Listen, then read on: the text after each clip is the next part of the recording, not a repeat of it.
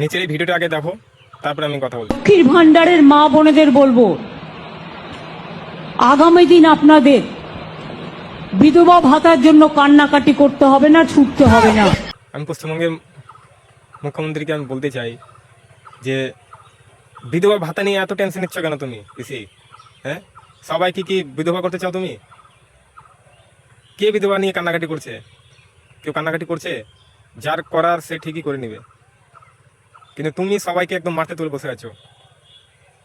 মানে যারাও মানে বিধবা হতে চায় না তাদেরকে তুমি বিধবা করে দিতে চাইছো। দরকার নেই তো, যখন সময় হবে তখন ঠিক ওরা করে নেবে ব্যবস্থা।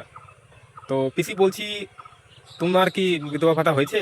আচ্ছা তুমি তো সরি আমার বলতে ভুলে গেল, তুমি কি বিয়ে করেছো না বিয়ে করোনি?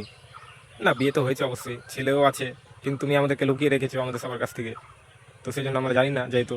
তো পিসি, তুমি কি বিধবা যদি হয়ে থাকো তাহলে কি তুমি বিধবা ভাতা পাও?